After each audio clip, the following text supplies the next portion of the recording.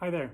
In this episode of Operational Excellence focusing on working on the business, I will explain to you what pieces you need to create a puzzle that brings you a system to work on your business. Stay tuned for more.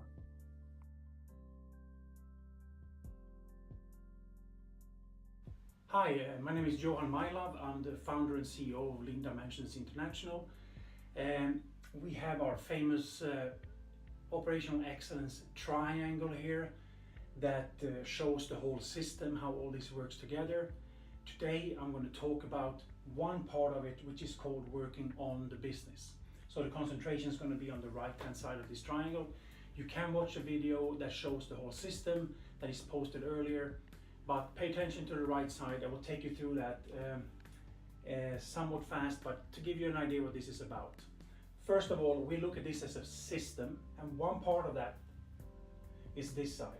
It has to do with managing and steering, setting a vision, driving forward in a certain direction for the business, analyzing the losses and supporting to build a future for the company, and running improvement teams and activities that then transform whatever we need to do. In many businesses, this part is what they consider being the continuous improvement system. Two more sides to it, right? There are more videos to come, so stay tuned for that and look at the transformation and working in the business later. But here's the thing.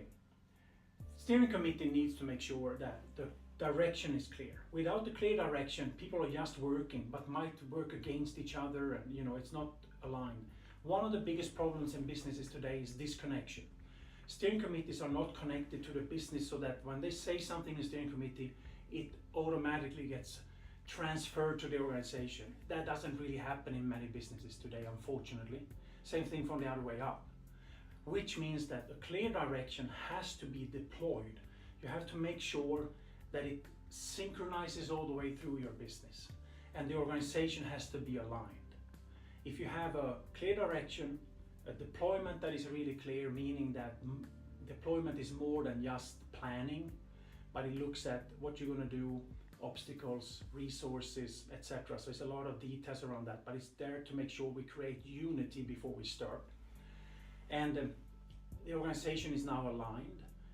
You have 100% commitment of management. If you don't have 100% commitment, you're going to have 1% of doubt in the management team is 50% doubt on the shop floor.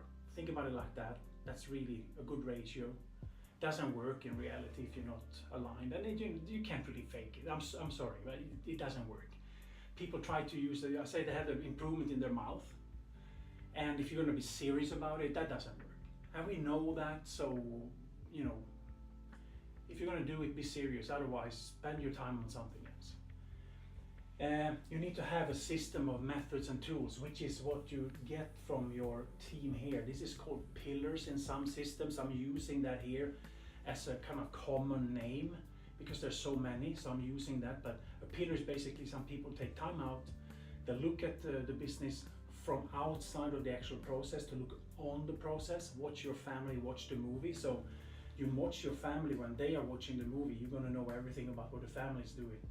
So that is the idea they have. You cannot do analysis that often like that, but to do it regularly is important. So let's say every quarter or so maybe, or every half a year, whatever frequency is decent in your business, but it's not daily, right? But they also build a knowledge. So if they build knowledge and understand their own areas, like for example, you have a quality pillar looking at quality defects and quality related losses. And a loss definition is everything outside of ideal.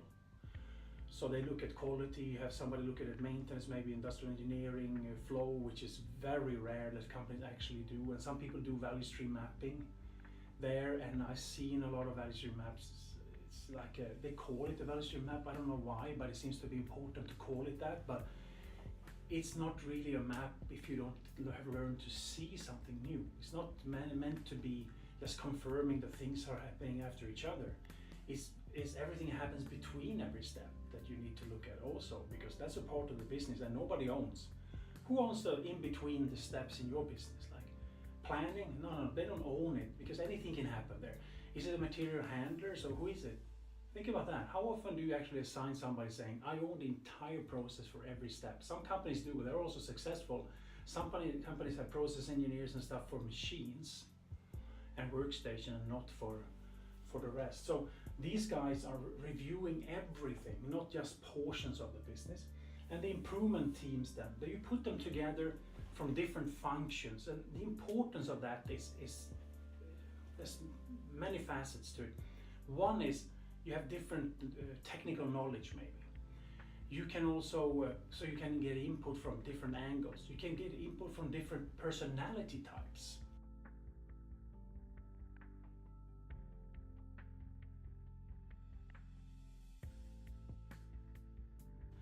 And different experience.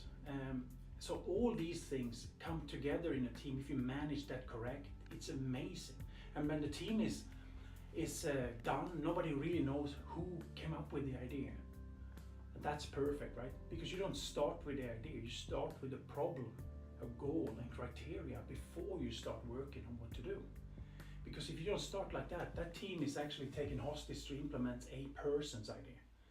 And that's not good, because the person often have done zero analysis. They just have an idea what to do. And if that was the case, that we are sitting and come up with ideas and everything becomes correct, our life will be very easy. But I'm sorry, but it really isn't happening like that. So I'm sure you know already. So all these three parts are equally important. You have to set a clear direction. You have to have deployment and an organizational alignment, 100% commitment to do it. But then you have to have the methods, the tools, the system to actually analyze and understand and drive. You have to have engaged people, right? And engagement is not the same as involvement, right? So involvement is more of a technical character. I'm in the meeting, I'm involved. Engagement is an emotional connection to it. So if you're engaged to a person, for example, you engage because you're emotionally invested in that. It's not because you happen to be in the same room, right? That would be totally crazy. And it's also not something you start by saying to people, right? Walk up to somebody and say, hey, I would like to be engaged with you. I think you go to jail for things like that. So you start by being involved and becomes engaged. But this means that it's a lot about leading teams in a smart way to create something from the people, right? To make 1 + 1 become 3, so to speak, because it becomes bigger. It can absolutely happen. If you do it correctly, actually it's bound to happen, basically. How long you run your teams has to do with how hard the problem is to solve. But also, if you have to do an emotional change or a behavior change, that takes time to do. You can't do a run of 1 week Kaizen event or something like that and expect people to have totally new behavior that is natural for them 5 days later or 3 days later. It doesn't work. Even if people have a heart problem and need to stop smoking, it takes 180 days on average, at least from research in the healthcare industry, before a person naturally have a new behavior. Think about that. 1 week, 180, it's slightly different, right? So it's important to think about. So this is the part that we call working on the business, disassociating yourself from the process. Watch the family, watch the movie. Make sure you look at what is going on technically, but also emotionally with people. What about the connection? What about the communication? What about the leadership, the engagement, the sense of urgency? All that is a part of a really professional analysis and drive over here. The problem can be that the outcome, we have already decided that it's not going to last anyway, so we can just blame some supervisors not holding the gates or whatever. And that is because you're lacking a system, which is the transformation side. So if you stay tuned for the next episode, I will talk more about the transformation. But start by liking and sharing this. Send me an email, because I really want to talk to you about this and how we can get this going in your business. Because where do you start? Often people start in the wrong place. I'm telling you right now that most companies who fail start in the wrong place with the wrong intention, because we think it's logical. It's not. You need to win the hearts of the people and the minds. But you have to think like this. Do I want to be correct, or do I want to be married? It's a good thought process, I think, generally. But it's probably better to bring the people with you than telling them they're wrong, if you want to last. Okay? Hope it makes sense. Like and share. Send me an email. Let's talk more about this. And again, thank you so much for listening.